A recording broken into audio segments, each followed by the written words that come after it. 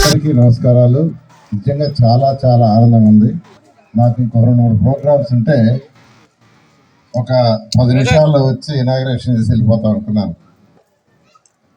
అయితే మీ యొక్క ఆనందాన్ని, ఆ పిల్లల యొక్క ఆనందాన్ని చూసి నిజంగా పార్క్ని చాలా చక్కగా ఎవరైతే కాంట్రాక్టర్ వాళ్ళు, మున్సిపల్ కమిషన్ ఇంజనీర్ చక్కగా చేశారు. I'm really happy. అయితే పార్క్ని మెయింటైన్ చేయడం కూడా ఇంపార్టెంట్. దానికి కూడా ఏర్పాటు చేసాము. మీకు అందరికీ ఒకటే చెప్పేది, ఈ రాష్ట్రం గత 5 సంవత్సరాల్లో అంధకారంలోకి పోయింది. అంటే గత ముఖ్యమంత్రికి ఫైనాన్షియల్ ప్లానింగ్ లేకుండా రాష్ట్రాన్ని నడిపించారు. ఏ ఇంట్లో అయినా, ఏ కుటుంబం అయినా ఒక 25,000 జీతం వస్తుందంటే ఆ 25,000 ప్లాన్ చేసుకుంటారు. రెంట్కి ఎంత, కరెంటుకి ఎంత, ప్రొవిజన్స్కి ఎంత, మిల్క్కి ఎంత, పిల్లల గుడ్డలకి ఎంత, చదువులకి ఎంత అని. అది ఒక చిన్న జీతాలు వచ్చేవాళ్ళు కానీ, పెద్ద జీతాలు వచ్చేవాళ్ళు కానీ ప్లాన్ చేస్తారు. దాన్ని ఫైనాన్షియల్ ప్లానింగ్ అంటారు. కానీ గత ముఖ్యమంత్రికి అటువంటి ప్లానింగ్ తెలియదు. అటువంటి ప్లానింగ్ తెలియక అప్పులు చేసేసాడు. రాష్ట్రం ఆర్థికంగా డెవలప్ కావాలంటే రాష్ట్రంలో ఇండస్ట్రీస్ రావాలి. ఇండస్ట్రీస్ వస్తే మన పిల్లలకి, యువతకు ఉద్యోగాలు వస్తాయి. వాళ్ళు డబ్బులు సంపాదిస్తే ట్యాక్సులు కడతారు. ట్యాక్సుల ద్వారా రాష్ట్రానికి ఆదాయం వస్తుంది. ఇది సైకిల్.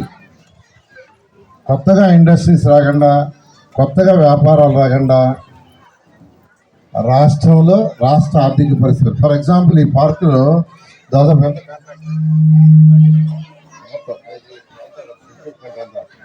40 లక్షలు పెట్టి పార్కుని డెవలప్ చేశారు.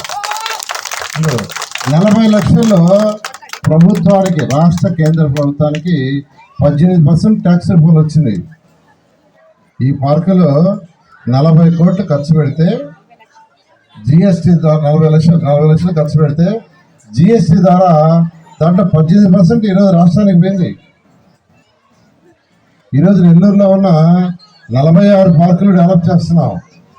46 పార్కులు ఇదే విధంగా 40 లక్షలు, 50 లక్షలు, 30 లక్షలు, 60 లక్షలు అవుతుంది. ఖర్చు పెట్టే ప్రతి దాంట్లో మళ్ళా 18% రాష్ట్ర కేంద్రాలకి జిఎస్టీ ద్వారా చేరుతుంది. అది ఎకనమిక్ ప్లాన్ అంటే. అంటే అభివృద్ధి జరుగుతుంటే, డెవలప్మెంట్ జరుగుతూ ఉంటే రాష్ట్ర యొక్క ఖజానా పెరిగిపోతాయి. కానీ గత ప్రభుత్వం అభివృద్ధిని వదిలేసింది. అభివృద్ధిని వదిలేస్తే పనులు లేవు. పనులు లేకపోతే ప్రభుత్వానికి ట్యాక్సులు లేవు. అప్పులు తేవటం, ఖర్చు పెట్టడం, అప్పులు తేవటం, ఖర్చు పెట్టడం. ఆ విధంగా గత ప్రభుత్వం చేస్తుంది. అయితే ఎంతో అనుభవం ఉన్న ముఖ్యమంత్రి గారు, 4వసారి పీఠాన్ని అధీక్షించిన ముఖ్యమంత్రి గారు యాక్చువల్గా ఈరోజు వారికి ఉన్న అపార అనుభవంతో 1 by 1 చేసుకుంటూ వస్తున్నారు. నేను కూడా దాదాపు 10 నెలలు పూర్తి అయిపోయింది. 6 నెలల వరకు అయితే అసలు నేనేం టచ్ చేయాలంటే డబ్బులు ఉండాలా, అక్కడ డబ్బులు లేవు. 6 నెలల నుంచి 6 నెలలు అయిన తర్వాత ముఖ్యమంత్రి గారితో మాట్లాడి 1 by 1 చేసుకుంటూ వస్తున్నాం. ఇదే విధంగా రాష్ట్రం మొత్తంలో కూడా అన్ని పార్కులు, అన్ని సెంట్రల్ డివైడ్ చేస్తున్నాం. నెల్లూరు ప్రజలకి ఎలక్షన్ ముందు ఏదైతే నేను మాట ఇచ్చానో అవి తూచా తప్పకుండా 100% చేస్తాను. దోమల్ని నగరం చేయడానికి అండర్గ్రౌండ్ డ్రైనేజ్ ఇవాళ ఎవ్రీ వీక్ రివ్యూ చేస్తున్నాను. 1 yearలో ఆ ప్రాజెక్ట్ పూర్తి అయిపోద్ది. 1 yearలో దోమలని నగరం చేయడానికి ఏదైతే కావాలో అది పూర్తవుతుంది. అదేవిధంగా సంగం బ్యారేజ్ నుంచి స్వచ్ఛమైన నీరు 550 కోట్లతో తెచ్చాం ప్రాజెక్ట్. ఎందుకు సార్ నెల్లూరు బ్యారేజ్ ఉంది కదా, ఇక్కడి నుంచి తీసుకొచ్చుకోవచ్చు అంటే, ఎండాకాలంలో నీళ్లు కిందకి వెళ్ళిపోతాయి. కిందకి వెళ్ళినప్పుడు అవి డ్రా చేస్తే బురద నీళ్ళు వస్తాయి. అదే సంగం బ్యారేజ్లో అయితే 365 రోజులు పుష్కలంగా స్వచ్ఛమైన నీరు ఉంటుందని అక్కడి నుంచి పైప్ లైన్ వేసాం. అదే 550 కోట్లు. 500 కోట్లు 2014-19లో ఖర్చు పెట్టాం. 500 ఖర్చు పెట్టుంటే నెల్లూరులో ప్రతి ఇంటికి కొడాయి ఉండేది. 500 కూడా నేను శాంక్షన్ చేయించా హట్కోలో, దాన్ని కూడా వాడాల. డబ్బులు నేను శాంక్షన్ చేయించి పెడితే మా మీద కోపంతో ఆ డబ్బులు కూడా వాడలా.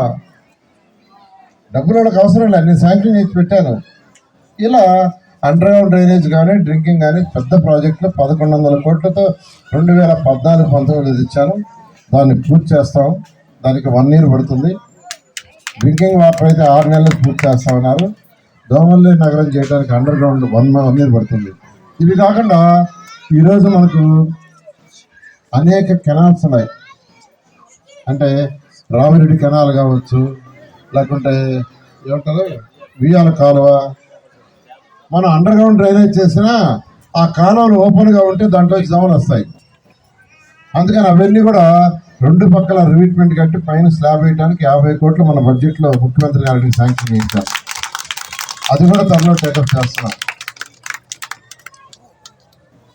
ఇవి అయిపోతే నెల్లూరు దోమలు లేని నగరం అవుతుంది. ఒకటి భారతదేశంలో రాష్ట్రంలో ఒక మోడల్ సిటీ.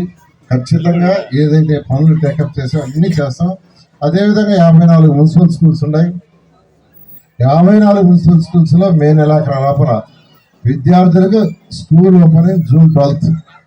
ఈ లోపల వాళ్ళకి కావాల్సిన ప్లే ఎక్విప్మెంట్, జిమ్ ఎక్విప్మెంట్ అన్నీ కూడా అక్కడ ఏర్పాటు చేస్తున్నాం. కొన్ని ప్లే గ్రౌండ్స్ 54 మున్సిపాలిటీస్లో ఇలా 1 by 1 చేసుకుంటూ వస్తున్నాను. అందువల్ల నెల్లూరు ప్రజలందరికీ, రాష్ట్ర ప్రజలందరూ కూడా కొద్దిగా ఓపికగా ఉంటే ఎలక్షన్స్ ముందు ఏదైతే మాట ఇచ్చామో ఖచ్చితంగా చేస్తాం.